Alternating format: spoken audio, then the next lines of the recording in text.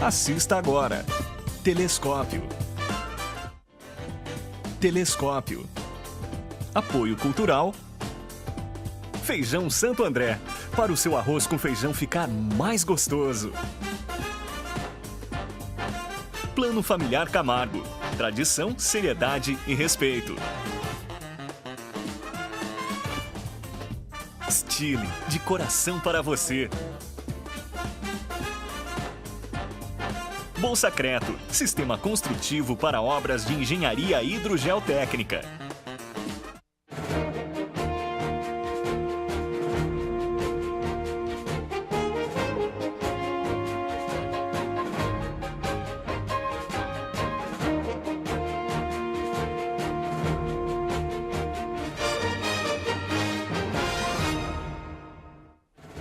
Boa tarde, Itapetininga. Começa agora mais um programa Telescópio, ao vivo dos estúdios da TVI, para o canal 99 da NET e para o site tvitap.com.br. Repetindo, tvitap.com.br. Você que está nos assistindo, entre em contato conosco, mande suas mensagens, mande suas perguntas, que nós teremos o prazer em lê-las aqui no ar. E nesta quarta-feira, 10 de julho de 2013, tenho a honra de receber aqui o meu amigo Ângelo Riquetti. Pois Boa não. tarde, Ângelo. Boa tarde, senhores telespectadores. Estou aqui pronto para explanar um pouco aí que eu sei a respeito do pensamento complexo. Ângelo Riquetti, que vai conversar com você, telespectador, sobre o antropólogo, filósofo e geógrafo Edgar Morin. Mas antes de darmos continuidade a esse bate-papo, vamos aos nossos apoiadores culturais. Não saiam daí, voltamos já. Arquitetura arrojada e projeto paisagístico de encantar os olhos, o cemitério Jardim Vale da Paz possui 115 mil metros quadrados de área verde, templo ecumênico, carro elétrico, estrutura e serviços comparáveis aos melhores cemitérios do país. Cemitério Jardim Vale da Paz, um jardim de boas lembranças. Tá todo mundo dizendo que a Stile tem a moda que saiu das passarelas e tá arrasando nas ruas. Então vamos conferir os melhores looks que você encontra na Stile. Gente, por falar em look, olha esse aqui, ó, essa mini saia de couro vem com tudo e os spikes também. Nossa, arrasou! Não tem como não reparar nas botas de cano baixo e nos detalhes da gola, que é o que vai bombar, viu? É isso aí, pessoal. Tá na moda, tá na Stile, tá na rua. A Masterserv tem o orgulho de estar presente em obras de engenharia ambiental com o seu exclusivo sistema construtivo Bolsacreto. Imbatível em obras de drenagem urbana, mesmo na presença de água. Bolsacreto, iniciativas sustentáveis buscando a inovação tecnológica. Voltamos, Itapetininga, com mais um bloco do programa Telescópio. Lembrando que o nosso programa é um oferecimento do Bolsacreto, Plano Familiar Camargo, Lojas Stile e Café Santo André. Ângelo, quem foi Edgar Morin? Ele foi e continua sendo, porque ele nasceu em 1920, mas continua firme ainda, 91 anos, visitando os vários países, fazendo suas palestras e até cuidando de uma universidade, que ela é uma universidade lá perto da capital do México, que cuida da complexidade. É uma universidade já que trabalha todo o pensamento do Edgar Morin e da complexidade, né? Então, o homenzinho é fabuloso, né? E o que é essa complexidade que o Edgar Morin tão bem trata em suas obras? Então, a complexidade é complexa. Ela é complicada de um modo geral de a gente falar. Por quê? Porque nós não estamos preparados, né, para pensar que toda e qualquer informação, toda e qualquer ideia, ela tem que ser vista num contexto, num ambiente, numa situação dada, né, para ter sentido. Por exemplo, chega uma menina e fala para você, eu te amo, né? Você fica, né, contente, ela está falando isso e tudo. Mas, ao mesmo tempo, essa palavra, eu te amo, pode ser de uma pessoa que está enganando a outra, na verdade não ama. Então, é importante a gente sempre procurar colocar dentro do contexto toda a ideia, todo o pensamento, assim por diante. Porque daí você tem condições de começar a pensar a respeito de complexidade. Seria mais ou menos partindo dessa linha que você falou, né? eu te amo, né? Seria como ela me ama também, por exemplo, ela me ama porque eu faço isso, porque eu faço aquilo, ou porque eu não faço isso, porque eu não faço aquilo. E até onde vai esse amor? Seria mais ou menos isso? Isso e mais um sentimento. Porque para Morin não há uma distinção entre razão e intuição, razão e sentimentos, né? As coisas estão unidas, estão integradas. Como eu falei para você, qualquer ideia não pode ser isolada de um contexto, né? Se você vai isolar alguma palavra que seja um fato, você perde a capacidade de compreender esse fato dentro do seu contexto. Porque as coisas acontecem na vida, essas coisas todas, e os humanos e os viventes que existem, né, são complexos pela própria natureza. Acontece que tudo levou a gente a pensar em uma simplificação brutal. Então, a complexidade vai buscar resgatar essa simplificação, mas ampliar essa simplificação para outros campos.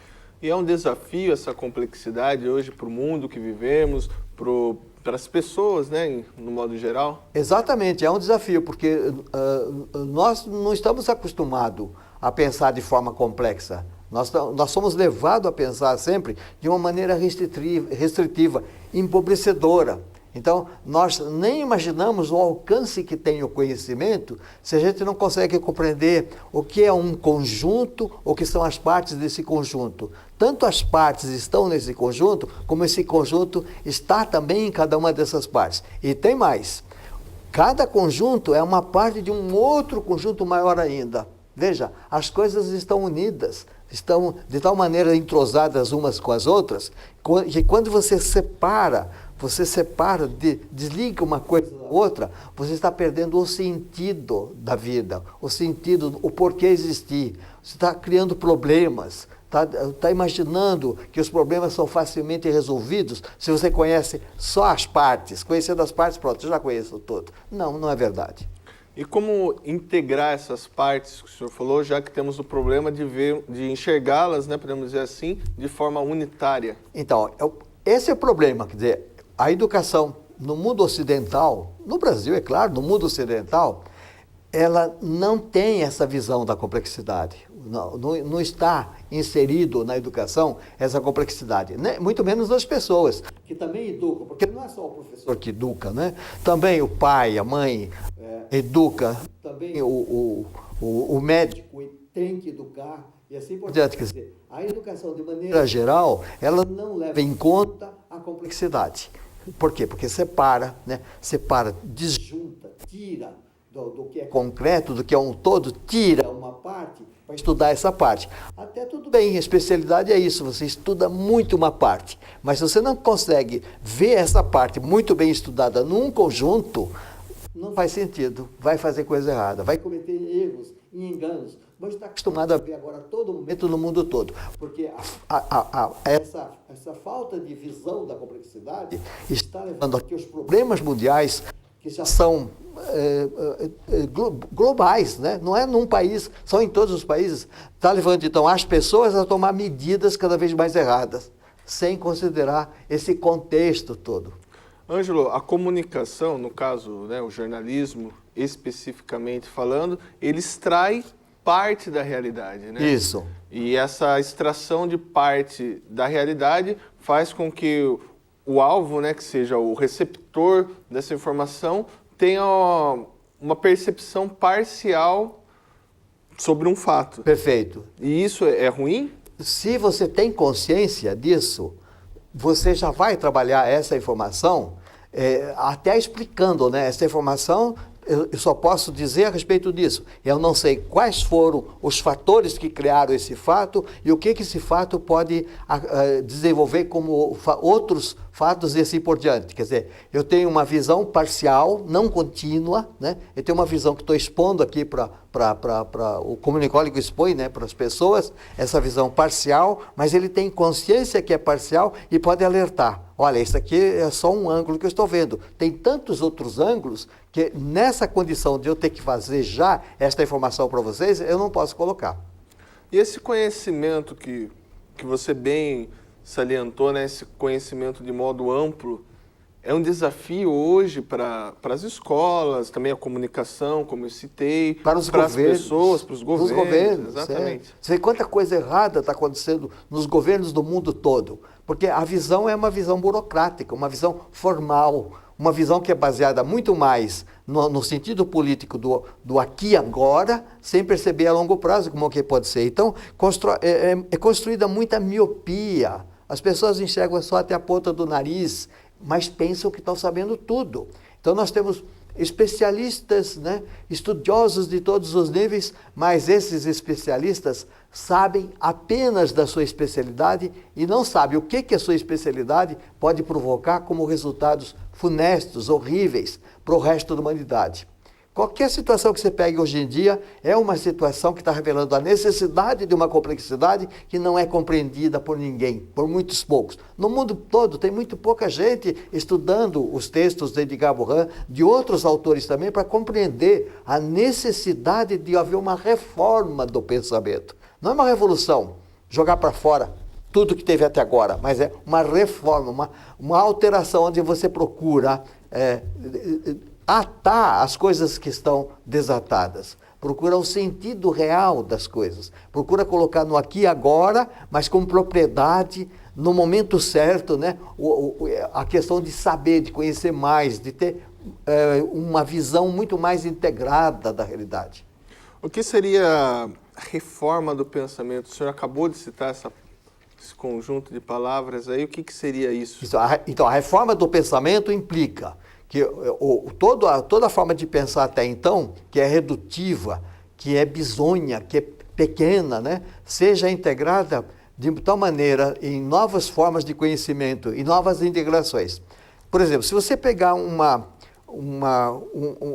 disciplina, por exemplo, geografia, e não estuda história simultaneamente com a geografia, você está tendo uma visão parcial demais da realidade. Se você estuda psicologia, mas não sabe nada de sociologia, mais ainda. Quer dizer, o que é estudado fica restrito, fica fechado em compartimentos que não se compartilham com todos os demais compartimentos, fica isolada. E informação isolada, estudo isolado, ciência isolada, vai produzir mais resultados nefastos do que bons. Seria colocar em prática a interdisciplinaridade? Isso, e mais do que isso, a transdisciplinaridade. É necessário mesmo essa quer dizer, unir as disciplinas todas num conjunto maior. Mas é mais importante ainda ver esse conjunto maior de disciplinas sob um outro ângulo, um ângulo superior, um ângulo que consiga ver tudo o que está acontecendo de cima para baixo, sem deixar de isolar o que está embaixo para cima. Ou seja, você vê as partes,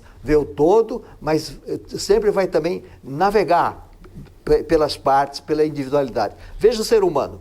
Você como ser humano, você tem toda a propriedade que qualquer ser humano tem, seja ela mental, seja ela física. Todos os seres humanos se igualam do modo como são humanos. Um animal, né, racional, mas também sensitivo e assim por diante, afetivo, mas que cada um de nós tem um modo de expressar, de realizar, de viver essa humanidade. Mas todos nós temos que perceber também que junto da humanidade, nós somos portadores da desumanidade, da destruição do planeta. Esse modo atual de se pensar só apenas da razão, sem perceber os sentimentos, é irracional. Leva exatamente a todos esses conflitos que estão acontecendo, porque nós não temos a capacidade de perceber que cada um é um, mas é igual também na sua humanidade. Nós temos que perceber que nós somos humanos e também desumanos. O e também é uma palavra apropriada, quando a gente tem no nosso grupo de estudos, os comentários e tudo mais, a gente sempre usa o e também, não usa o ou. Né? Ou seria, ou é isto ou é aquilo. Ora, você está fazendo reduções, né?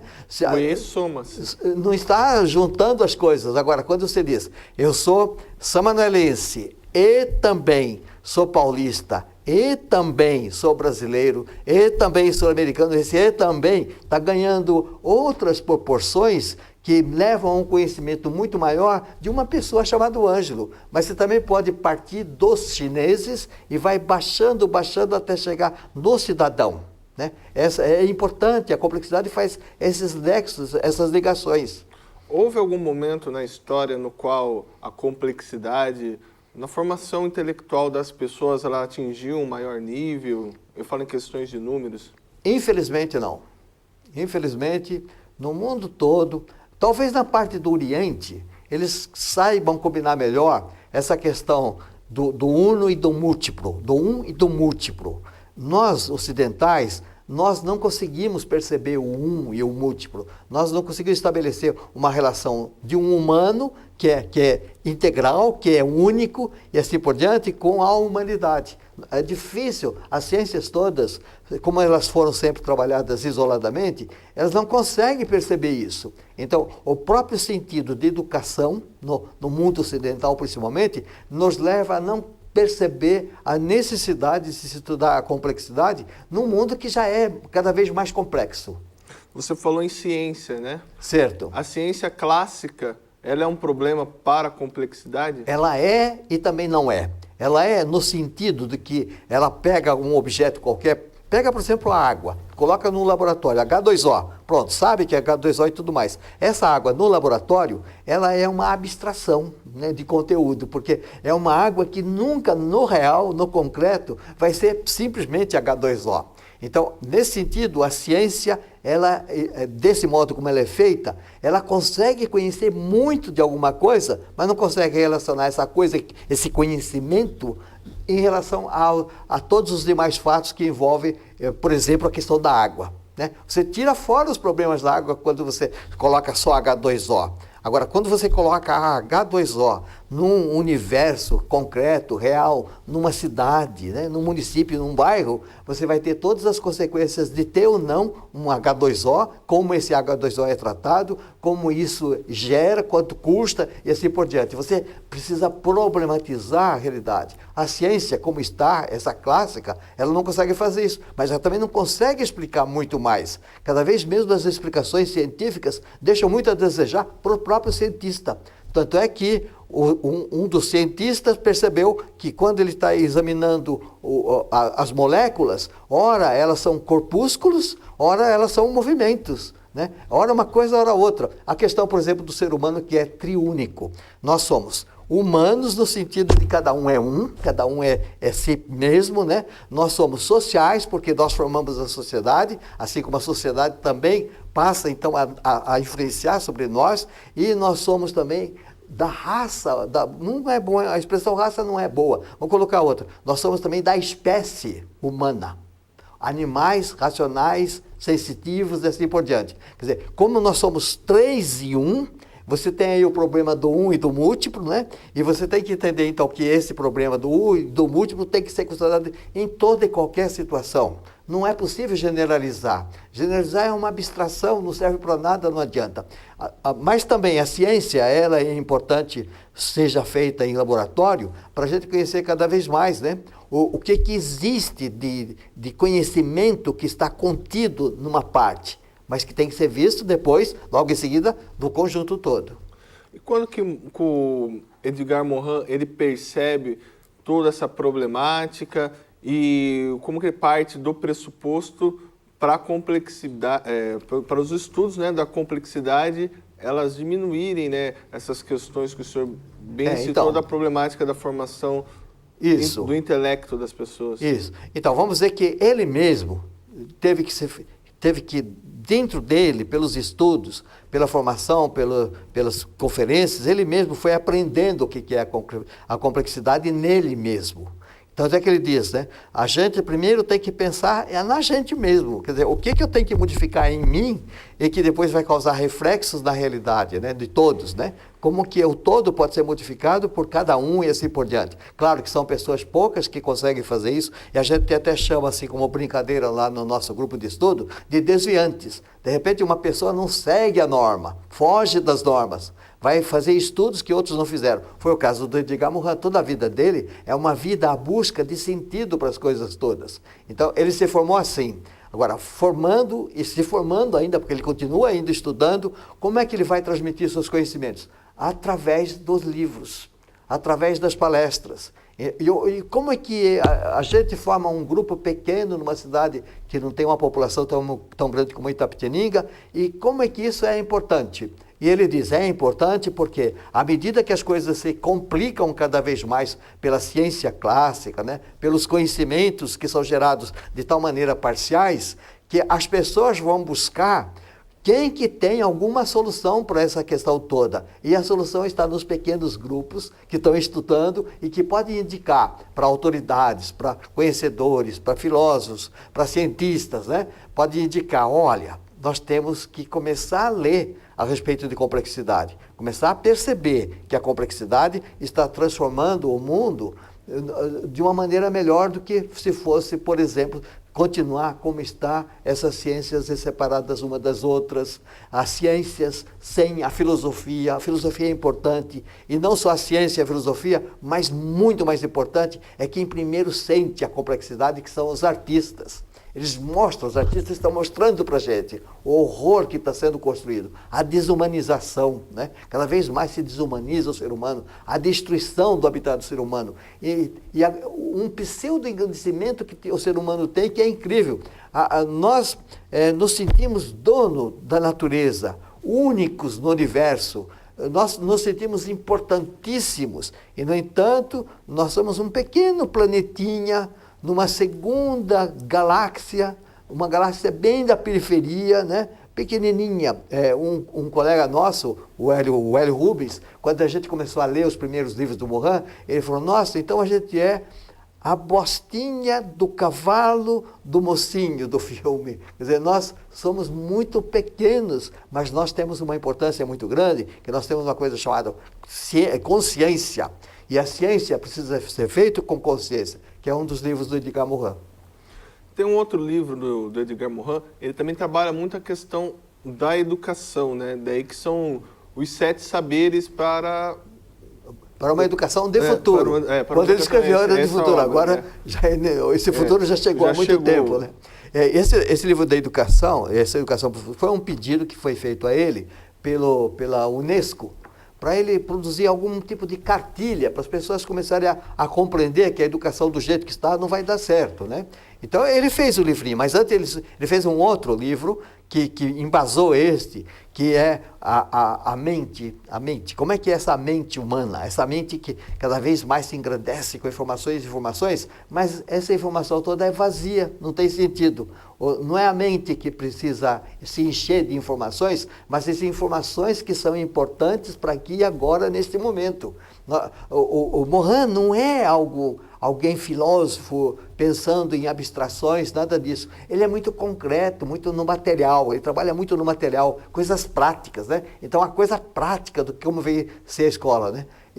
E assim, todos os livros dele sempre vão, de um modo ou de outro, colocando uma poesia na vida também, porque ele percebe o valor da poesia como uma expressão de sentimentos humanos, comum a todos os seres humanos. Então não é só um pensador vazio, né? Um pensador abstrato. Não, é alguém que está vivendo aqui agora a realidade. A complexidade, Ângelo, requer, né, um conhecimento maior, né, de vários pontos. Mas hoje nós não vivemos na sociedade o excesso da informação, o excesso de conhecimento também. Esse excesso de conhecimento não pode deixar as pessoas, talvez, rasas em determinados assuntos? O excesso de conhecimento numas questões e menos das outras vai trazer esse desequilíbrio. Esse desequilíbrio é mesmo pernicioso, é horrível, né? Agora, também não dá para conhecer tudo de uma só vez. Inclusive, aquele conhecimento que você adquire e que não usa, ele perde o sentido, porque as coisas se modificam muito rapidamente, cada vez se conhece mais, né? Cada vez há mais ciência aplicada, mais técnicas. Então, produz tantos conhecimentos que não são utilizáveis, ou não há oportunidade para utilizar. Então, cada ser humano precisa ser educado para ele ir atrás do que lhe convém, do que é necessário, de compreender a ele e a sociedade, saber que ele e a sociedade fazem parte um do outro e que a humanidade também é responsável, né, para garantir para cada um de nós esse senso de responsabilidade e de ajuda ao outro.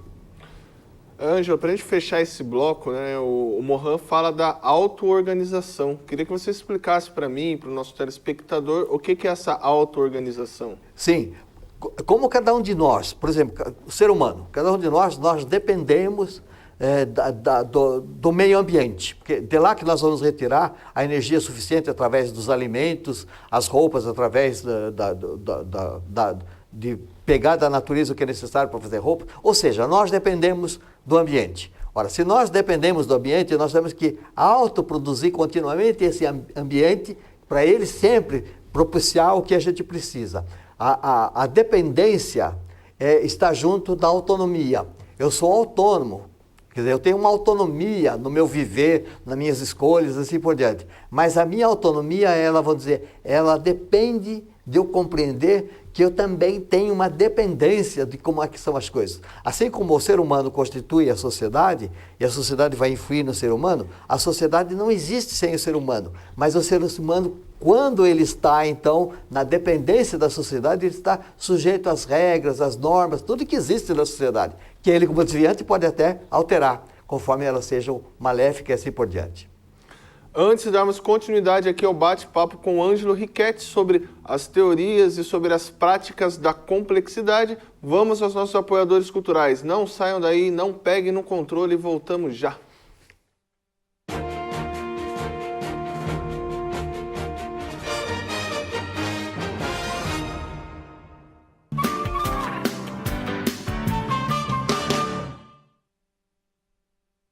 Você sabia que a Unimed Itapetininga tem a melhor qualidade de imagem em tomografia multislice, ultrassom, radiografia, mamografia e eletrocardiograma? Unimed Itapetininga, tecnologia e precisão nos diagnósticos por imagem.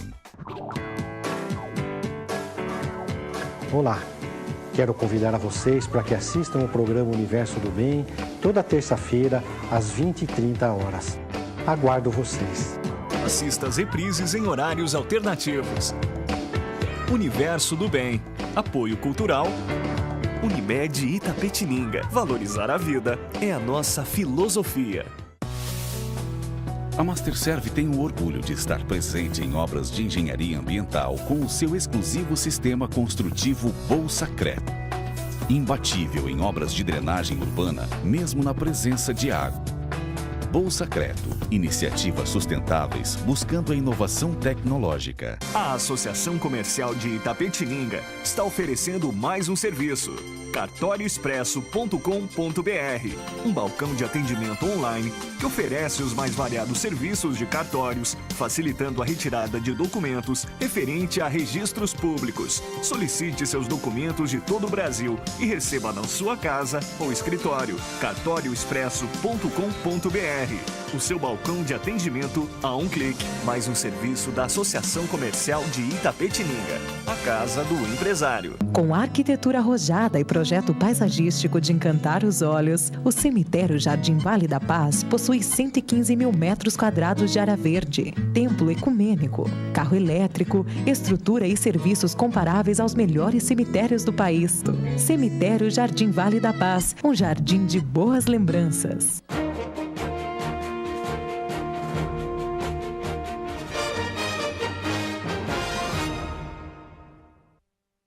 Voltamos em Itapetininga com mais um bloco aqui do programa Telescópio. Hoje com a visita do meu amigo Ângelo Riquetti, conversando conosco sobre complexidade e Edgar Morin. Temos uma pergunta aqui do telespectador, do Aldo José Camargo, que ele escreve: o excesso de conhecimento é uma problemática na lógica cartesiana, porém é justamente nessa contramão do cartesiano que Morin firma sua proposta de educação para o milênio. Exatamente, muito correta a afirmação. Exatamente isso. Agora, precisa lembrar também que é uma reforma, não é uma revolução. Ou seja, vai se apresentar essa lógica cartesiana, né? Ela também vai ser aprimorada, só que ela vai ser aperfeiçoada, porque não vamos ficar só na lógica da razão. Nós vamos cada vez caminhar mais para um entendimento humano e da humanidade e do planeta e das ciências de uma maneira muito mais complexa. E como que a complexidade vê a relação do ser humano com a sociedade? Então, nós produzimos a sociedade, nós humanos, né? Cada um de nós, na nossa vivência, na nossa interação aqui, nós estamos produzindo a sociedade. Agora, essa sociedade, ela nos reproduz com suas ideias, né? De acordo com as ideias que tomam conta de nós. Quer dizer, nós produzimos as ideias e, por sua vez, as ideias ganham corpo nas culturas, na sociedade, e elas passam também a nos determinar. Veja como é uma múltipla determinação, né? Veja como nós somos autônomos, mas ao mesmo tempo nós somos dependentes. Essa é uma relação, vamos dizer assim, que é esquecida pelos governantes. Por que os governantes agora, neste momento, estão tomando medidas, tentando resolver a questão das manifestações e não compreendendo exatamente o que essas manifestações estão requerendo do governo? Vão pegar coisas absurdas que não estão sendo faladas. E sim, as pessoas querem consequências que ajudem a viver melhor, a viver pelo menos de uma maneira mais digna no planeta. Por falta exatamente dessa visão mais horizontal, vamos dizer assim, das pessoas, da sociedade, os governantes, os que deveriam nos liderar, em prefeituras assim por diante, não conseguem compreender o que as pessoas estão dizendo por meio de cartazes, por meio de...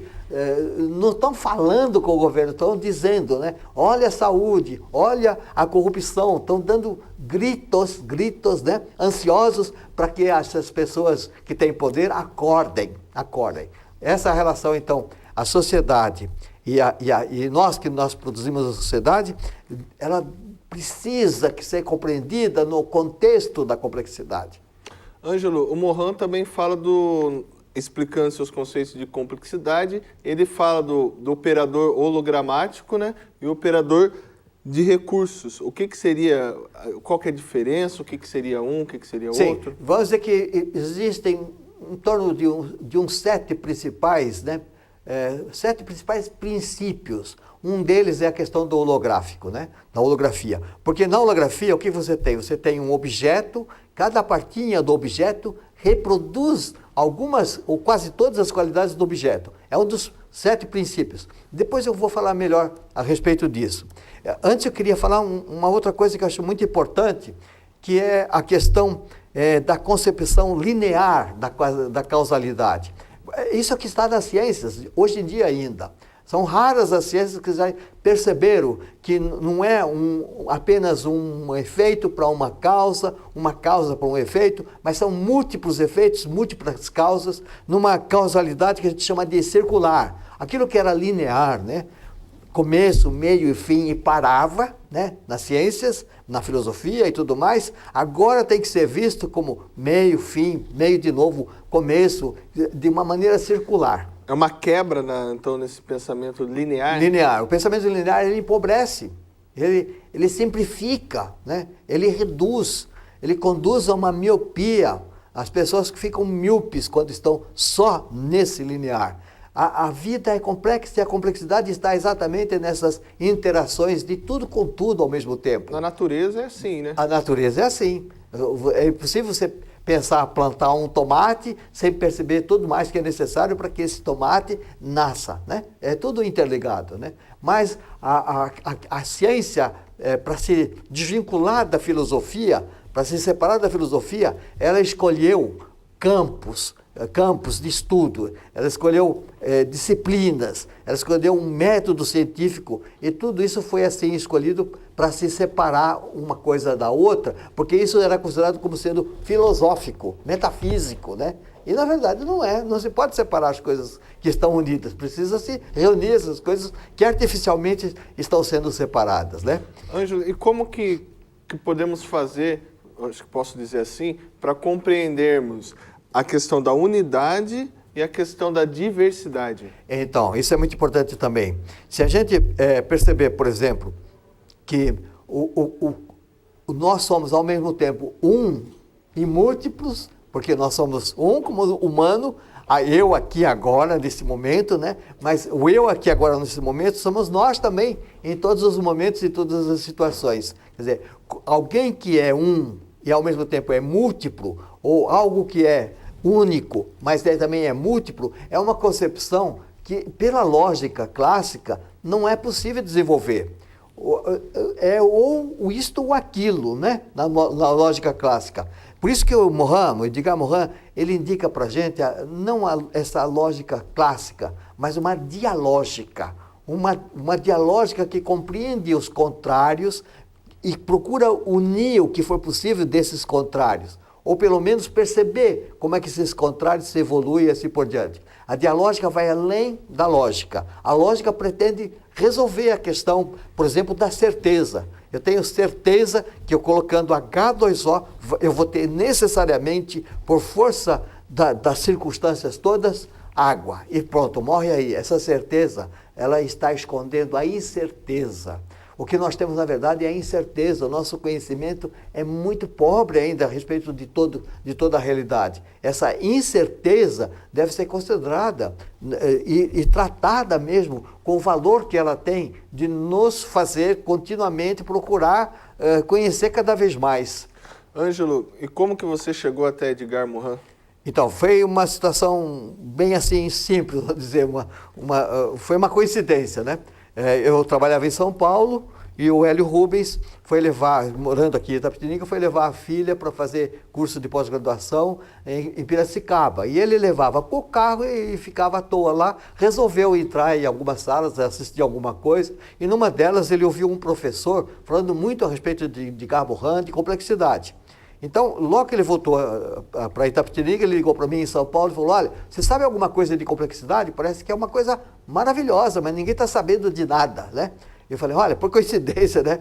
Tem um grupo aqui na PUC que estuda a complexidade com um dos alunos do Edgar Morin, né? Então, ele é o orientador de pós-mestrados, pós-doutorados, e ele reúne esse grupo na sexta-feira à tarde, dos alunos dele, dos orientandos, para passar filmes, porque o cinema é uma arte. Então, você vendo os filmes, você vai perceber o que tem, onde que está essa complexidade, como é que essa complexidade ganha forma, né? Se torna concreta. E eu participava, porque eu amo cinema, né? Então eu participava desses grupos também. Aí eu fui perguntar para esse ex-aluno do Edgar Morin, olha, o meu colega lá, amigo, Hélio Rubens, perguntou se a gente podia organizar um grupinho lá e estudar. Eu não sei se dá certo, o que você acha? Perguntei lá para o mestre, né? E ele falou, olha, é isso que o Edgar Morin quer. Pequenos grupos que saibam o que é a complexidade, vai estar pronto para mostrar o que é para quem precisar saber.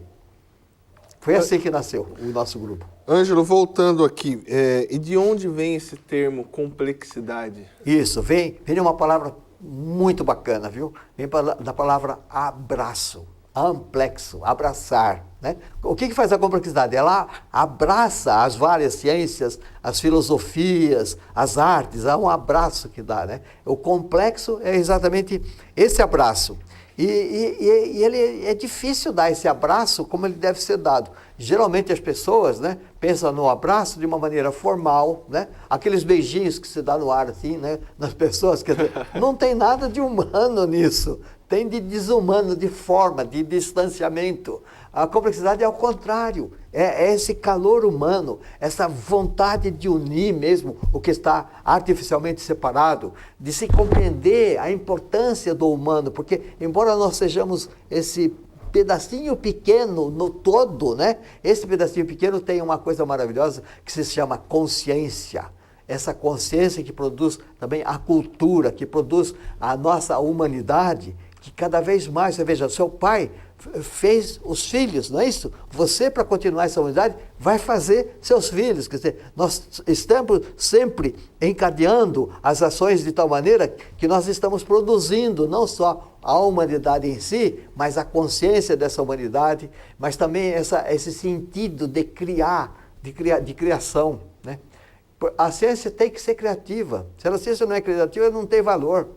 E existem guias que servem aí como princípios para quem vai seguir, quem pretende seguir a linha da complexidade? Existe. Eu trouxe aqui, não vai dar para falar muito por causa do tempo, certo? Mas pelo menos eu falo assim, quais são aqui o que o Morin diz. Ó, existem 7 princípios. Ele diz assim, ó, esses princípios, eles são interdependentes, complementares, não pode pensar em separado cada princípio, né? E eles formam como que elas formam como que uma grade para você ir colocando os princípios e compreendendo um ao outro. Ele cita, por exemplo, o princípio sistêmico organizacional, que eu falei muito pouco a respeito de sistema. Depois quero falar um pouquinho mais de sistema, então. Que o sistema é algo novo, né, desde os anos 60 que está por aí, mas as pessoas compreendem o sistema como algo muito mecânico, não é só mecânico, né? A ideia sistêmica, ela é oposta a esse reducionismo, né? A essa redução. E na ideia de sistema, você tem assim, as partes que formam um todo, essas partes, elas são separadas em si. Quer dizer, elas têm suas condições, né, de existência e assim por diante. Mas quando elas estão reunidas, ela produz um efeito que nenhuma delas em separado conseguiria produzir. Esse efeito é uma emergência, né, que melhora muito tudo que você está estudando, porque você compreende grandezas sobre vários ângulos e assim por diante. Você consegue fazer inter-relações a respeito disso. Então, esse sistema, que não é esse do autômato, do mecânico, da máquina, né? Porque tem sistemas autônomos também, né? Eles são altamente criativos e eles produzem continuamente novas visões para os seres humanos. A visão do sistema é a visão de partes que são juntas produzindo algo melhor do que elas em separado. Agora, tem uma questão também que a gente chama de questão complexa. À medida que você, como ser humano, participa de um grupo, você vai estar sendo engrandecido e o grupo também com a sua participação. Mas ao mesmo tempo que você é mais porque está em grupo, você é menos. Olha só a complexidade. Nossa, complexo, também até e me não peguei também. aqui. Por que Tava... veja porque você é menos. Porque você sozinho tem muitas outras propriedades e tudo mais que você deixa de realizar quando está em grupo, em função do grupo. Então, a gente é mais e é menos. Esse é o primeiro princípio aqui que eu escrevi, que é o princípio sistêmico ou organizacional, que une o conhecimento das partes ao conhecimento do todo, né? Depois nós temos o princípio hologramático, que você já tinha abordado, né? Não se pode pensar em holograma simplesmente isolado de tudo mais. Essa função do holograma, que cada célula nossa tem toda a materialidade no nosso organismo, sabe? Isso é um holograma, certo? As células como holograma, porque elas têm o todo nelas também. Assim como o todo está nelas também, cada célula ela é indispensável para esse todo. Quer dizer, existe uma combinação tal, né, que ela é importante para existir a vida. Simplesmente isso. Para viver, né, é preciso essas combinações todas. Mas, se você vai colocar hologramas num sentido de abstração, de separação, de não apropriação no dia a dia, ele perde o sentido. Ele fica como uma ciência abstrata que não se tira proveito nenhum, não é possível usar essa ciência e assim por diante. Claro, tem ciências abstratas, como, por exemplo, os achados, né, dos cientistas, que são importantíssimas e, de repente, ainda não conseguiu experimentação, não tem as condições para ver no que pode resultar aquela ciência. Mas a ciência é sempre uma crença que é desmentida por outra ciência. É uma crença, quer dizer, alguém aqui, agora, numa determinada cultura, produziu um conhecimento que ele é válido de acordo com a circunstância que está sendo produzido. Ele não é válido para todas as circunstâncias. Então, virá outro cientista que irá mostrar outras vantagens ou desvantagens e mostrar outras aplicações ou não aplicações desse sistema. Então, o hologramático, segundo princípio, o outro é de um anel retroativo, né? Rompe com esse princípio da causalidade linear. Não, as causas são múltiplas. Então é preciso perceber sempre esses efeitos e causas múltiplos. É um conjunto de causas e efeitos que cria a vida, né? Que cria as relações entre os humanos, que faz com que o planeta exista, que o universo exista, né? O terceiro princípio, não, o quarto, né, que eu já falei do sistêmico organizacional, o hologramático, o anel retroativo e agora o princípio do anel recursivo. Ele vai além de regulação. O que vem a ser essa regulação que está no anel retroativo? A regulação é, se aqui está quente, é porque lá fora está frio. Se cada vez ficar mais frio lá fora, mais quente a gente vai ficar aqui. Ou pode se dar ao contrário. Quanto mais quente lá fora, mais o sistema regula para continuar quente aqui. Mas se aumentar o calor lá fora, aqui também tem que regular para aumentar o calor. Nosso organismo é isso, né? Nós somos uma máquina térmica, né? 37 graus, a nossa média de calor interno, não é isso? Pode se ser tá frio, calor, a média isso, é essa. a média está essa. Por quê? Porque tem um termostato que vai fazendo um anel retroativo e vai regulando, né? Já o anel recursivo, ele vai além disso.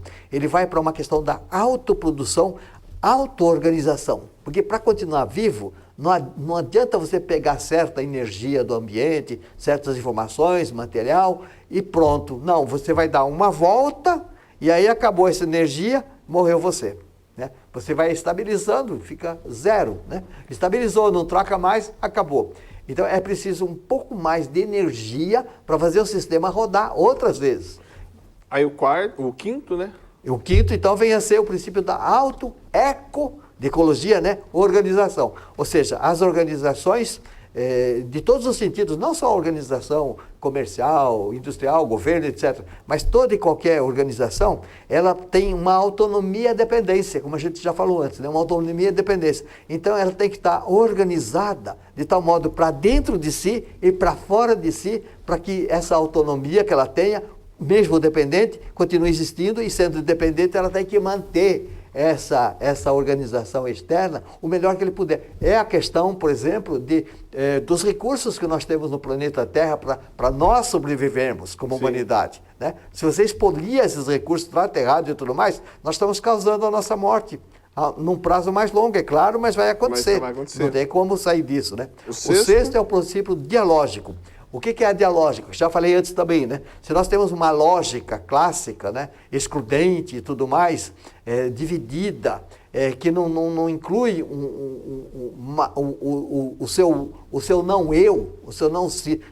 Por exemplo, quando você pensa humano, você tem que incluir no seu humano que não é seu humano. Porque esse não ser humano que você não está estudando pode destruir o seu humano e assim por diante, né?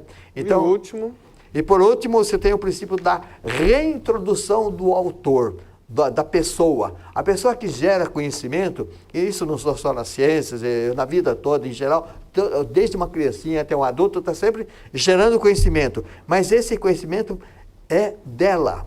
É da pessoa, mesmo seja uma ciência, seja o que for, é dela, é da pessoa. Ela é uma reconstrução, que é uma tradução, né, por um espírito, mente, cérebro de uma pessoa, né, numa certa cultura, num determinado tempo. Quer dizer, o conhecimento, ele tem proprietário.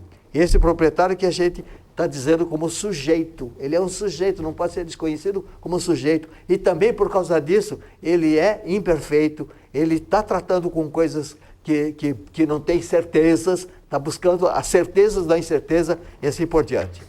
Ângelo, eu queria agradecer muito a sua participação hoje aqui no programa Telescópio, né? Teríamos outros pontos para tocar, né? Para conversarmos sobre o Edgar Morin, sobre os princípios, né, da complexidade, mas ficará para uma próxima oportunidade. Quero agradecer desde já a sua presença aqui, a apresentação, né, sobre esse estudo do Edgar Morin, sobre as suas filosofias, e já fica aqui no ar um convite para numa próxima oportunidade a gente dar continuidade a esse bate-papo, para que eu e assim também o nosso telespectador entenda um pouco mais sobre Edgar Morin.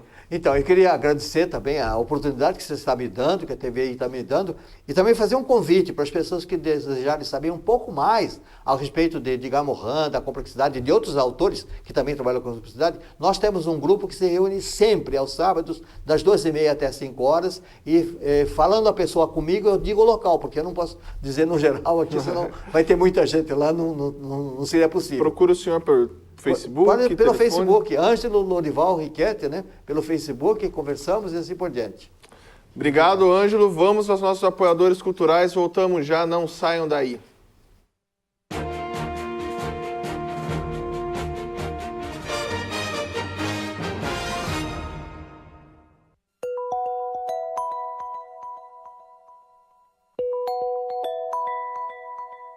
Procurando uma faculdade com qualidade de ensino reconhecida e um preço que você pode pagar? Completa infraestrutura, grupo de professores qualificados e laboratórios com equipamentos modernos. Sua faculdade é aqui. E você ainda pode aderir ao crédito estudantil.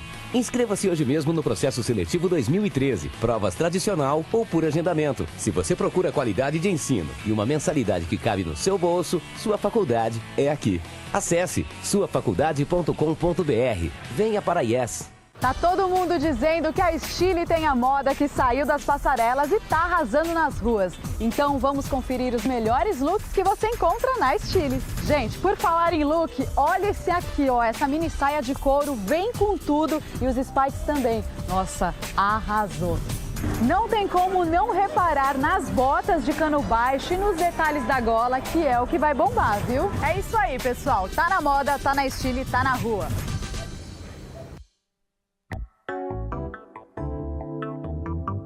Olá!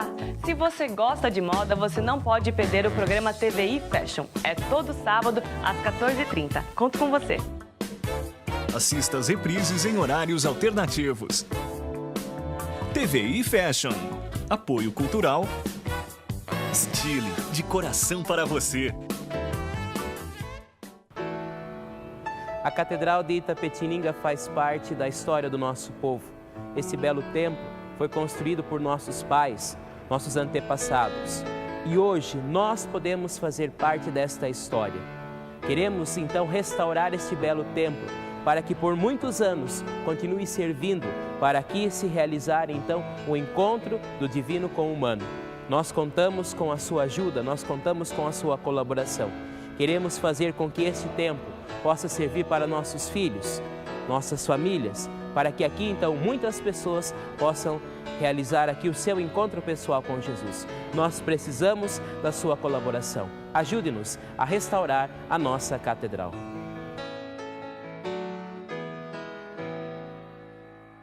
O maior objetivo de uma empresa ou uma marca é crescer e conquistar mercado e reconhecimento na sociedade. Com empreendedorismo, profissionalismo, dedicação e responsabilidade social, as empresas crescem, ganham espaço e se consolidam. A população foi ouvida. Em breve você conhecerá as empresas e marcas mais lembradas da cidade. Aguardem. Vem aí Top of Mind 2013-2014, o maior prêmio empresarial de Itapetininga e região.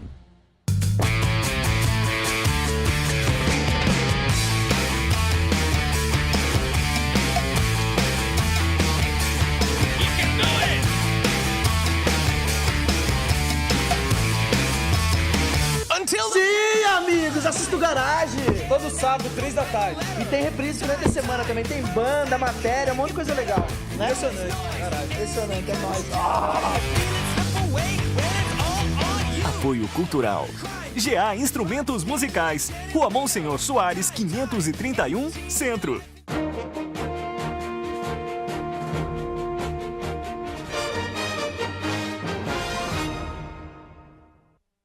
Voltamos em Itapetininga com mais um bloco do programa Telescópio. Lembrando que o nosso programa é um oferecimento do Bolsa Creto, Plano Familiar Camargo, Lojas Stile e Café Santo André. Nesse segundo bloco eu vou conversar aqui com a médica veterinária Renata Furlan. Renata, bem-vinda ao programa Telescópio. Obrigada. Antes de darmos continuidade aqui ao bate-papo aqui com a Renata, eu vou ao nosso obituário. Faleceu ontem em Itapetininga Odilon Brizola de Camargo. E também Ademir Vieira e Júlia de Almeida Machado. E faleceu hoje aqui na nossa cidade Orfília Lopes de Moraes. As nossas condolências a todos os familiares nesse momento difícil aí. Que Deus abençoe a todos os familiares e aqueles também que partiram. Renata, você trabalha num laboratório que faz exames só em animais, é isso? Isso. Nós temos um laboratório específico para espécies animais. Nós trabalhamos só com diagnóstico de todas as espécies, pequenos e grandes, silvestres também, e trabalhando em todas as áreas de patologia clínica. Há quanto tempo que vocês estão em Itapetininga? Aqui em Itapetininga faz 4 meses. 4 meses? 4 meses. E como é que vocês vieram para cá? Não haviam esse trabalho? Vocês trabalhavam onde anteriormente? Na verdade, a ideia de montar um laboratório surgiu durante a faculdade, quando entrei na faculdade. E assim que eu me formei, fiz mestrado na área de patologia também e começamos a fazer um levantamento na região, eu na verdade sou de Sorocaba, para ver onde tinha necessidade de um laboratório específico que atendesse, né, os veterinários para dar um apoio, um suporte à clínica. E nesse levantamento a gente descobriu que a cidade de Itapetininga não tinha, assim como toda a região. Então nos instalamos aqui e trabalhamos por toda a região, exclusivamente com clínicas e com veterinários. E quando não tinha aqui, possivelmente faziam-se alguns exames, né, em laboratórios comuns, né, os laboratórios. Isso é errado? A lei permite isso? Como é que funciona a legislação referente a essa questão? Pois é. Algumas clínicas fazem os laboratórios de rotina, hemograma e alguns bioquímicos acabam tendo dentro das próprias clínicas veterinárias. Existe uma lei, que é a Lei 5.517, desde 68, que é do nosso Código de Ética, que apenas médicos veterinários são cadastrados, podem realizar exames veterinários por diversas particularidades que tem nas espécies. Porém, alguns laboratórios humanos fazem, a gente sabe que isso ocorre, mas a lei não permite, desde que tenha um médico veterinário responsável, o equipamento seja separado do uso humano, porque nós trabalhamos com todas as espécies, lá, desde cão e gato até grandes animais. Tem particularidade, por exemplo, de hemograma de gato com hemograma de bovino, tamanho de células são outros, contadores automáticos utilizados em hematologia humana, eles não têm a mesma calibração do tamanho de célula de um gato, por exemplo. Assim como a particularidade de observação no aspecto morfológico das células, a gente faz a visualização no microscópio, existem algum hemoparasita, algumas coisas específicas em animais que não têm humanos, que um técnico humano, né, de laboratório humano, não consegue identificar essas particularidades. Você não consegue, então, naquele caso que você falou da medição, você não consegue um diagnóstico tão preciso quanto? Há erro de leitura. A hemácia, por exemplo, do gato, por ser muito pequena, para aparelho hematológico que não seja calibrado para aquele tamanho, confunde com plaqueta. Então, ele dá uma falsa anemia, por exemplo, ou aumentando o número de plaquetas, é um erro de leitura. E isso a gente consegue identificar tanto no esfregaço, na visão microscópica, como a leitura com máquinas ideais calibradas. Entre os exames, né, eu estudando um pouco sobre o tema, eu vi que vocês realizam mais de 15 exames lá, de diferentes exames. Eu gostaria de falar sobre alguns com você. Claro. Por exemplo, o exame de hematologia em animais, o que seria esse exame? Esse é o exame mais utilizado em clínica, que é nada mais que o hemograma, que é a mensuração para ver anemia, ver inflamações ou algumas infecções, e plaqueta, no caso também de doença do carrapato, que é a erliquiose. O mais utilizado é o exame de hematologia, que é o hemograma. Bioquímica? Bioquímica, ele abrange diversos exames. Seria para ver a função específica de cada órgão. Então, seria função renal, hepática, pancreática, às vezes entra também a parte hormonal. Então, esse seria mais para ver função de alguns órgãos específicos, né? Como que ele está. No caso desse da bioquímica também, quais que são a maior procura para exames voltados à questão da bioquímica? São os de renal e hepático, ureia, creatinina, fosfatase, são os que mais tem procura na rotina. E são problemas que são constatados nos animais, geralmente, quando? Então, eles são problemas corriqueiramente encontrados, na verdade. No caso, a anemia muito severa dá alteração renal também, dá alteração hepática, tem doenças específicas, animais de idade também são os que mais têm problema, principalmente grande, renal e hepático. Porte, diferente? Daí por espécie. Gato, normalmente, a gente se depara mais com casos renais. Grande porte, principalmente casos hepáticos. Assim, grande porte que eu digo, né, cão e cachorros, assim. Geralmente, quando a gente fala em animais de produção, a rotina é um pouco menor do que animais de companhia. Então, é feito em casos de surto ou acompanhamento, em casos individuais, por exemplo, de equino de prova. Mas são animais que têm menos problemas nessas áreas. Geralmente, a gente observa mais em pequenos animais. E nos grandes animais, igual você falou, nos de produção, no caso também de equinos para prática de esporte, quando tem que fazer um exame, as pessoas levam esse animal até lá ou vocês vão até quando há necessidade da utilização de um aparelho? Normalmente nós trabalhamos com veterinários, nossos clientes são os veterinários, não é o público proprietário diretamente. Então a maioria levam para nós já o material para ser realizado o exame. Acontece alguns casos específicos, a gente vai até o local e coleta também. Em caso de grandes animais, o problema maior que a gente observa é problemas de parasitológico, né, parasitas. Então, é até uma coisa que a gente está tentando colocar, implementar e colocar na cabeça, principalmente os proprietários, que o exame de fezes em grandes animais é de extrema importância. Às vezes, a vermifugação é feita de uma forma incorreta, não sabendo ainda qual que é o verme específico, o princípio ativo que está utilizando. Então, o exame de fezes é um exame barato, é um exame fácil de se realizar, rápido, e ele é um indicativo enorme de uso ideal de um tratamento do vermífugo, no caso. Renata, e por que pouco se faz esse exame? Eu acredito que é hábito. Geralmente as pessoas estão lidando no dia a dia e acaba tendo um período, uma frequência que tem costume de fazer. Eu acho que é mais hábito e cultura. Eu estou tentando aos pouquinhos, eu tenho algumas palestras, desde que nós abrimos o laboratório, faço a cada 2 meses, fiz uma palestra no início, para tentar aos pouquinhos colocar a importância do apoio. Que o exame sozinho ele não é nada. O exame tem que estar associado à clínica, a todo o histórico do animal, da propriedade. Mas ele é um apoio fundamental e ele é o que direciona um tratamento correto. Então, aos pouquinhos, estou tentando colocar como cultura mesmo e esse hábito da realização dos exames. E nesse caso específico que você citou do exame de fezes, o que ele pode prever, o que ele coloca pro criador, acho que podemos dizer assim, que ele pode ter a prevenção? O que o exame traz para a prevenção? O exame, ele identifica a presença ou não de vermes e a gente consegue identificar a grande família que esse verme faz parte. Já é um indicativo de qual princípio ativo utilizar para poder tratar. Outra coisa também é que o período desses ovos que eclodem no meio ambiente, como aqui tem muita propriedade pequena, às vezes que o animal fica no mesmo pasto um constante tempo, cada verme tem um período para esses ovos eclodirem. Então, esse período a gente consegue determinar pela superfamília do verme em quanto tempo tem que ser feita uma nova vermifugação. Qual que é o grau dessa infecção que está nesse rebanho? Será que é leve, moderada, alta? Então, o exame de fezes ele indica todos esses detalhes. Que às vezes as pessoas vão fazendo o vermífugo sem acompanhamento. E, embora as pessoas não acreditem, mas o verme, principalmente em grandes animais, ele pode matar. Dá caso de anemia grave, hipoproteinemia, porque tem uma desidratação. quantidade que é normal, né? Que é considerada normal. Zerar é basicamente impossível. Muito difícil pelo meio que eles vivem.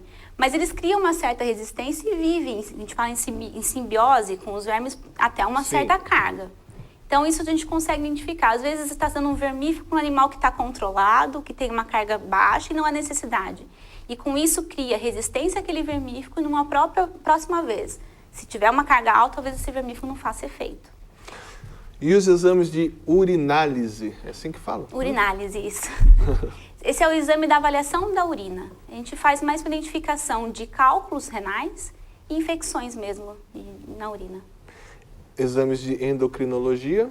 Endócrino em alguns casos específicos, né, com suspeita, quando tem algumas lesões de pele ou hipotireoidismo.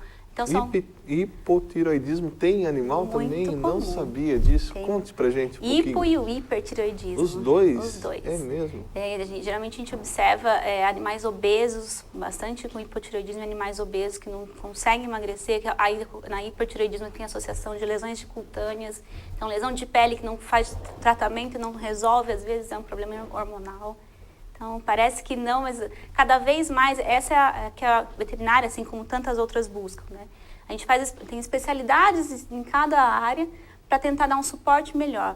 Diabetes em animal hoje também diabetes animal. Muito também grande. Não sabia. É muito grande o número de animais diabéticos hoje em dia. Mas porque o pessoal dá doce? Como é que funciona essa diabetes? Não é tanto por doce, é mais alteração hormonal mesmo. Alteração hormonal. Daí você tem que cortar a ração, como é que funciona no caso dos animais? Tem que ter um tratamento específico, às vezes tem que entrar com insulina, dependendo do caso. Tem que ter uma dieta mais regrada. Hoje em dia, né, os animais, como são basicamente membros da família, são filhos, são irmãos, são criados como um membro da família, eles vivem por muito tempo. Então, eles acabam parecendo doenças que antes talvez não pareciam porque o tempo de vida era menor. Então, assim, aumenta bastante e a gente consegue acompanhar, principalmente animais idosos, uns exames de rotina para acompanhar como que está esse animal, como que está esse rim, o fígado, tem diabetes, não tem. Assim como humanos que têm que periodicamente fazer exames, animais de companhia também precisam. Falando em animal, você citou do caso, né, do hipertireoidismo, né, e também da questão da diabetes. Só tirando uma dúvida, você como veterinária, às vezes a gente tem o costume do cachorrinho estar ali chorando com a gente dá um doce ou dá alguma comida que foge da ração ou da dieta que deveria ser colocada aos animais. É um problema isso? É um problema, principalmente o chocolate. Tem gente que adora dar um chocolate pro cãozinho, mas o chocolate ele acaba sendo tóxico, dependendo da quantidade. Então é um problema. Por isso que hoje em dia tem petiscos, existem no comércio, né? Você encontra um petisquinho específico para a espécie. A gente às vezes deixa dar alguma carne, uma salsicha, uma fonte de proteína, mas as coisas que nós comemos, como mais enlatados ou doces mesmo, não é indicado. E o exame de cropologia, o que é cropologia? Esse é o exame de fezes, o coproparasitológico, que tem dois focos, né? O de grandes animais, como eu citei, na identificação e quantificação dos ovos, para saber o grau de infectividade, como vai agir frente a isso. E em pequenos animais, a identificação de alguns protozoários, que é muito comum em cão e gato, que só consegue observar em exame de fezes. Parasitologia é aquele que você... Esse envolve, além do exame de fezes, alguns raspados cutâneos. Existem alguns, no caso de sarna, pulgas, fungos, algumas infecções bacterianas de pele mesmo, a gente consegue identificar através de um raspado. A gente tem até uma técnica para sarna, que é usada com durex. Com durex? Com durex. Explique pra gente como é que é essa técnica aí, a pele lesionada, quando se suspeita de ácaros, eles ficam dentro de folículo piloso, que é bem no fundo do pelo. Então a gente coloca um durex e dá como se fosse um beliscão na pele. E esse ácaro que está no fundo, ele acaba saindo e gruda no durex. Isso vai para uma lâmina, enviam para a gente no laboratório e na análise microscópica a gente observa a presença do ácaro. Uma técnica simples, não machuca e é extremamente eficiente para indicar um tratamento melhor. Veio uma questão aqui que a gente falando dos animais, aproveitando também, quando você citou, né, a questão do doce e dizem, né, os veterinários falam que se você dá o doce para o seu animal doméstico, seja gato, seja cachorro, enfim, cai o pelo. É mito ou é verdade? Cair o pelo é mito. Tem outros fatores que caem pelo. O doce em si não vai fazer isso. É mais fator nutricional mesmo. Então tem que ver qual que é a fonte de alimento desse animal. Se às vezes come uma ração que não é tão boa, a ração que não é de qualidade acaba fazendo cair o pelo muito mais do que um doce, por exemplo. Maravilha. Antes de darmos continuidade aqui o bate-papo com a Renata, nós vamos aos nossos apoiadores culturais. Não saiam daí, voltamos já.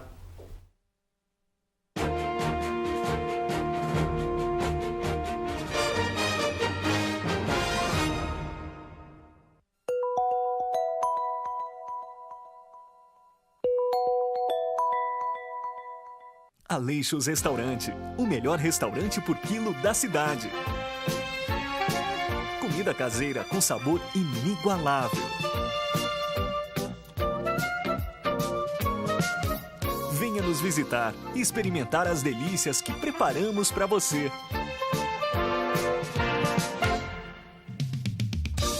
Aleixos Restaurante, 3273-2014, Avenida José de Almeida Carvalho, 1165.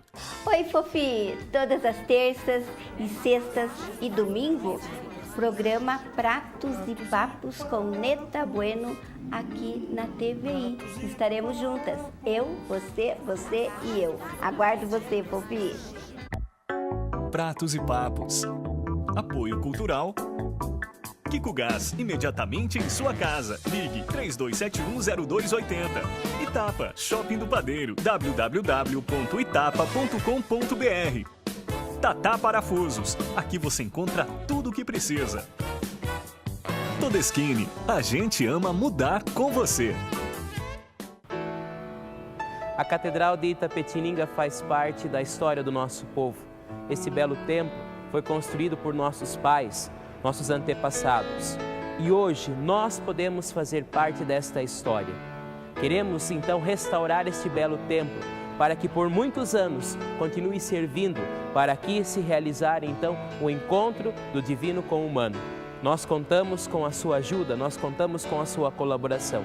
Queremos fazer com que este templo possa servir para nossos filhos, nossas famílias, para que aqui então muitas pessoas possam realizar aqui o seu encontro pessoal com Jesus. Nós precisamos da sua colaboração. Ajude-nos a restaurar a nossa catedral. Tá todo mundo dizendo que a Stile tem a moda que saiu das passarelas e tá arrasando nas ruas. Então vamos conferir os melhores looks que você encontra na Stile. Gente, por falar em look, olha esse aqui, ó, essa mini saia de couro vem com tudo e os spikes também. Nossa, arrasou! Não tem como não reparar nas botas de cano baixo e nos detalhes da gola, que é o que vai bombar, viu? É isso aí, pessoal. Tá na moda, tá na Stile, tá na rua. Novos abrigos e ônibus da empresa Nossa Senhora Aparecida. Faça chuva ou faça sol, de dia ou de noite, nosso objetivo é cuidar bem de você. Empresa Nossa Senhora Aparecida.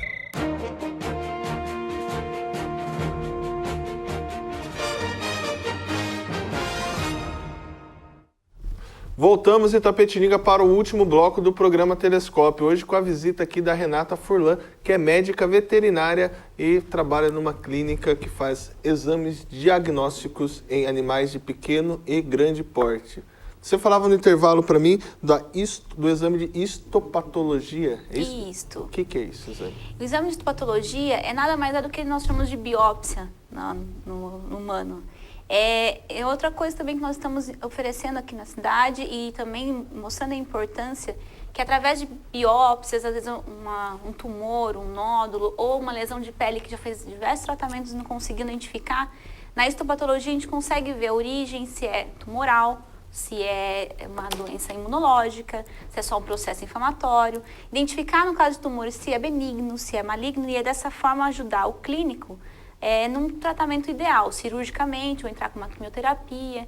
Então é um exame de extrema importância que nós estamos oferecendo aqui e para poder dar maior prolongamento na vida dos animaizinhos. Se vocês fazem também tratamentos de quimioterapia lá no laboratório ou não? Na verdade não, nós lá só fazemos mesmo os exames laboratoriais, a gente não oferece tratamento clínica, né? Nós somos só um apoio, seria que nem um laboratório humano, nós somos um laboratório veterinário. E os exames citológicos, o que são? A citologia seria uma prévia do histopatológico. A gente chama de punção aspirativa, nada mais é do que puncionar mesmo com uma agulha esses nódulos, esses tumores, para dar um indicativo se realmente trata-se de uma neoplasia ou se trata de um processo infeccioso, inflamatório, para orientar se é um processo cirúrgico ou medicamentoso durante o tratamento.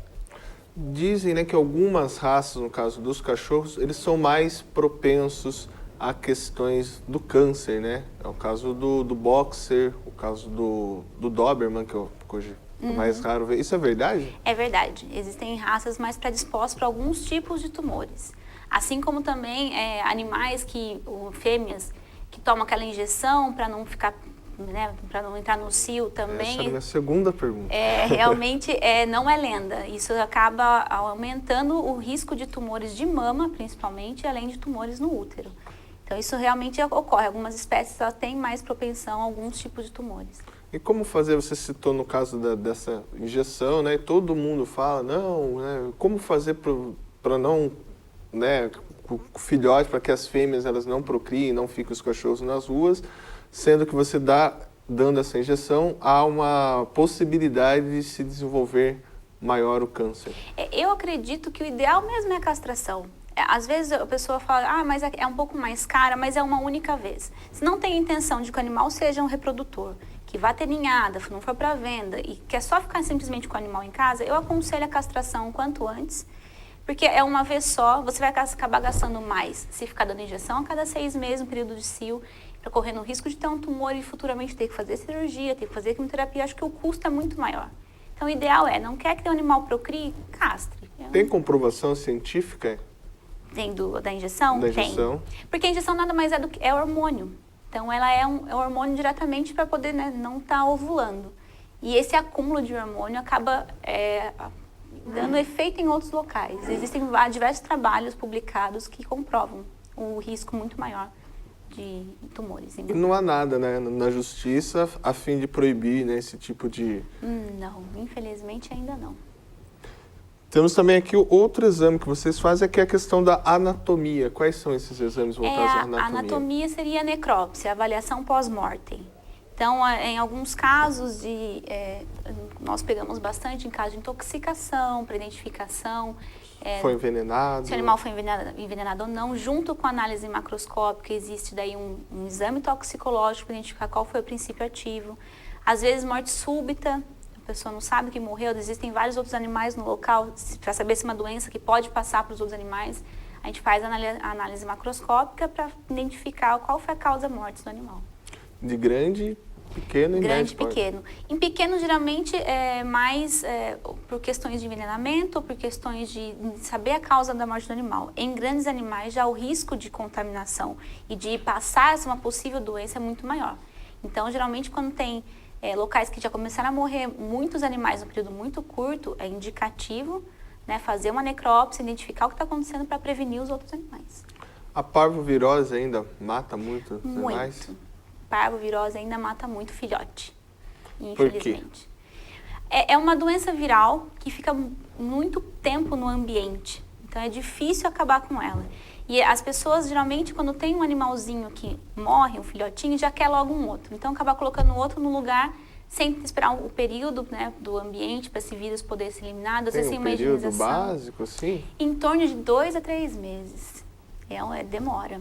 E isso, dependendo do fator tempo, temperatura, ou como que é o quintal, tem vários... Se for terra, fica mais difícil você eliminar do que um quintal cimentado. É complicado, né? Então, e é diagnosticado também através de exames? A parvovirose, geralmente, na clínica já se tem uma suspeita e existem exames sorológicos que confirmam também a presença da doença. Por que nos sítios, né, quando a gente visita aí, vai na casa de um tio, de uma tia nos sítios, a gente vê uma incidência menor de parvovirose do que parece que nos cachorros aqui na cidade? Eu acredito, eu acho um pouco relativo, né? Dependendo do local. Existem sítios que tem diversos animais que a concentração aumenta a chance de ter a doença, principalmente se for fêmea que está tendo cria uma atrás da outra. Mas no ambiente, aqui nós temos muito contato direto com vizinhos, com cachorro que passa na rua e cheira um portão, o seu cachorro vai lá e cheira também. Então, na cidade, a concentração é muito maior de animais do que nos sítios que geralmente ficam mais isolados. Por isso que o fator aumenta na cidade. Você falou em locais que tem uma diversidade de animais. Quais são os cuidados que é preciso tomar para que não tenha nenhum vírus, para que não se pegue nenhuma doença? Vacina. A vacinação. Tanto o cão quanto o gato, são os animais que ficam mais próximos, né, do humano. A vacina tem que ser feita certinha, desde o filhotinho. Uma coisa importantíssima que as pessoas esquecem é que ela tem que ser reforçada anualmente. Geralmente as pessoas vacinam 3 vezes, que é o comecinho, né, as 3 doses da doença, da vacina no animal, e esquece que todo ano tem que ser feito um reforço.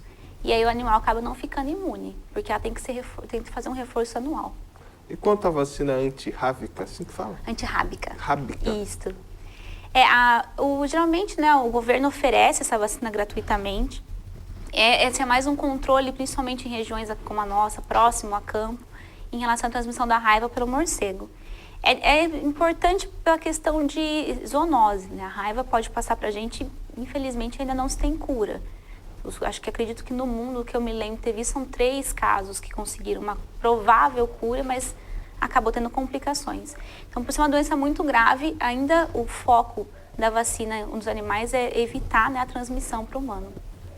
Teve um caso em São Paulo recentemente, né, da vacina antirrábica, que morreram alguns cachorros. O que aconteceu? Você chegou a dar uma estudada a respeito? Sim, e coincidentemente nessa época eu estava, foi em 2010, eu estava estagiando no setor de patologia e tive a oportunidade de fazer algumas necrópsias de animais que faleceram por causa da vacina antirrábica. As vacinas, ela tem um coadjuvante, que é o que causa uma reaçãozinha no animal para os anticorpos virem identificar e começar, né, as células imunes para poder produzir anticorpo. E o problema nesse lote que teve da vacina foi exatamente nesse coadjuvante, que começou a dar uma reação de hipersensibilidade em alguns animais, então foram mais reações alérgicas a esse coadjuvante. Foi esse problema que teve em um lote específico. Mas eu acredito, aí ficou até um ano suspenso. Ficou suspenso. E agora está retornando, mas eu acredito que isso, eles acabam agora tendo um pouquinho mais de cuidado porque é uma vacina gratuita, né? Então... Identificaram esse lote já? Identificaram, lotes foram para 3 estados, Minas, Rio de Janeiro, se não me engano, e São Paulo. Outros exames que você faz lá no laboratório é o de microbiologia. O que é o exame de microbiologia? É a cultura bacteriana. Para identificação, a gente fala cultura e antibiograma. Então, algumas lesões de pele, ouvido principalmente, é o que a gente faz bastante, para saber que tipo de bactéria tem ali. Aí já junto faz o antibiograma, que seria os antibióticos de uso comumente, né, na medicina veterinária, para saber qual resistência ou não aquela bactéria tem frente ao antibiótico. Então, a gente já indica para o veterinário, é tal bactéria e tais antibióticos vai fazer efeito e os outros não. E nossa listagem são só antibióticos veterinários. O exame de imunologia? São os de sorologia, a identificação de algumas doenças específicas, como leishmaniose, parvovirose, sinomose, FIV e FeLV em gato, leptospirose. São os exames de sorologia frente a várias doenças infecciosas. Esse de gato também acontece com frequência, Muito. né? A gente vê sempre na televisão, sempre na imprensa, alguma nota falando. Por que acontece? O que acontece? Acho que gato é muito rueiro, né? De exceção dos que são castrados, ficam mais em casa, geralmente gato é muito rueiro. E são doenças transmitidas por contato direto, principalmente pela mordida ou arranhadura. Então, gato briga muito, em período de cio eles são muito violentos e acaba disseminando a doença que é viral. Reprodução, tem os exames que vocês fazem para pessoas que querem criar animais para reprodução, é isso? Além de ser os exames de rotina, né, para ver o quão esse animal está saudável, a gente oferece exames de reprodução, tais como análise de sêmen, isso mais voltado para grandes animais, no caso de inseminação artificial. A cachorro também a gente faz algumas análises de espermatozoide, identificar o cio, a gente faz uns swabs vaginais para saber qual é a época de inseminar ou não. Além de alguns hormonais também, para saber se o animal está prenho ou não. Como que faz essa análise de sêmen? Você vê também a questão da qualidade do reprodutor? Como é que funciona? A gente analisa a quantidade desse sêmen, a vitalidade, a motilidade, se o espermatozoide está ativo, se não está, a avaliação morfológica desses sêmen, se tem algum problema de cauda. Então, todos os fatores que ajudam a identificar um bom reprodutor. E como que você chega num diagnóstico, esse é um bom reprodutor?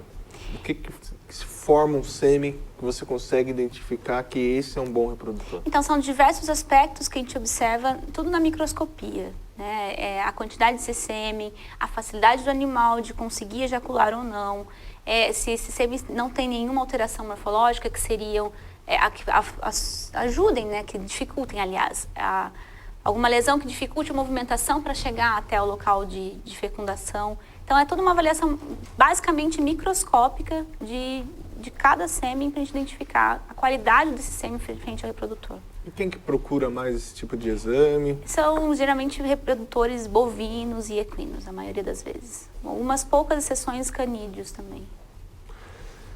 No caso do exame de toxicologia, o que seria o exame de toxicologia? Esse é aquele que a gente associa, né, a análise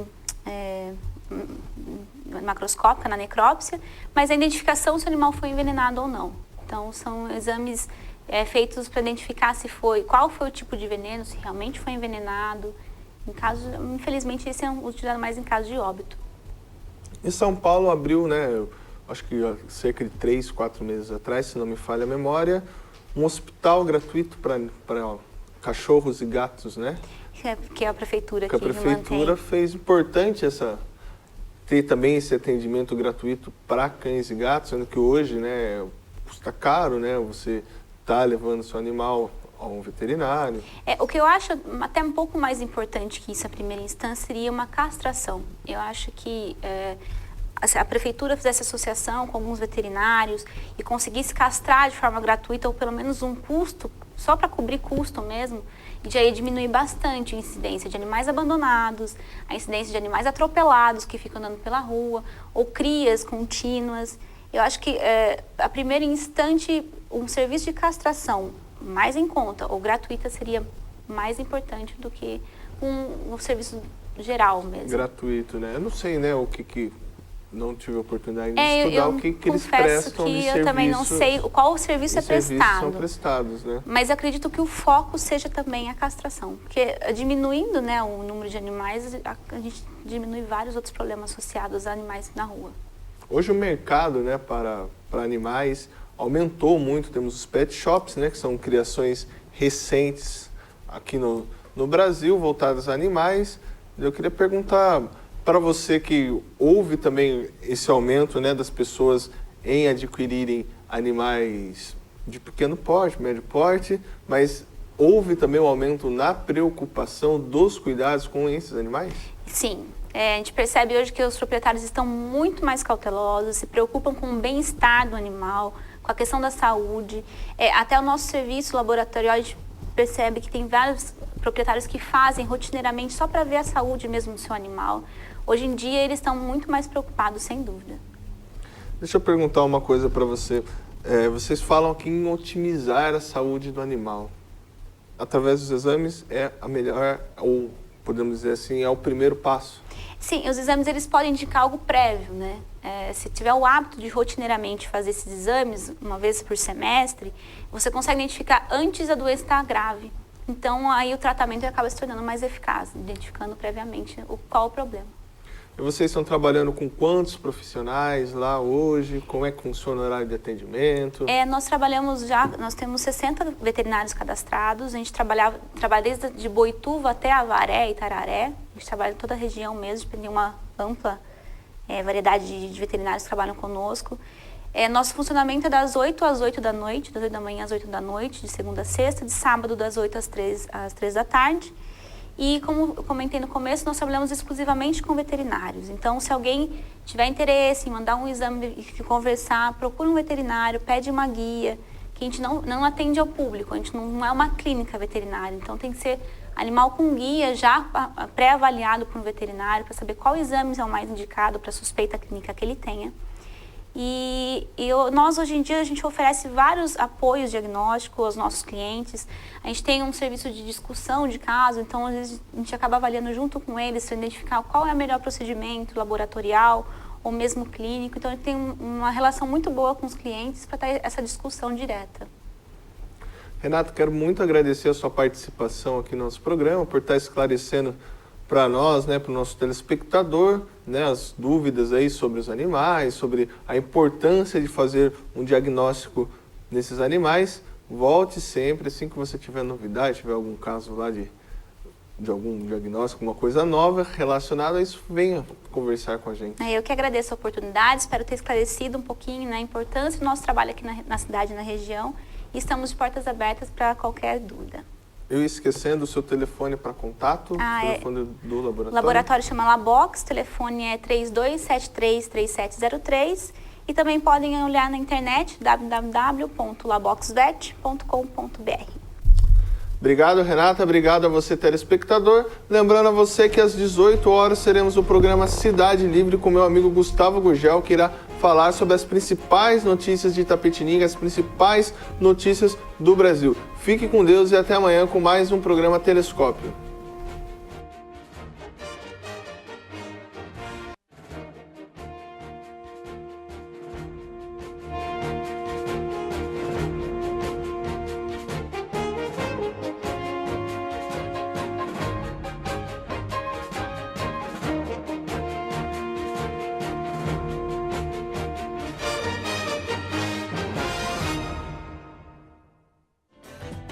Telescópio. Apoio Cultural.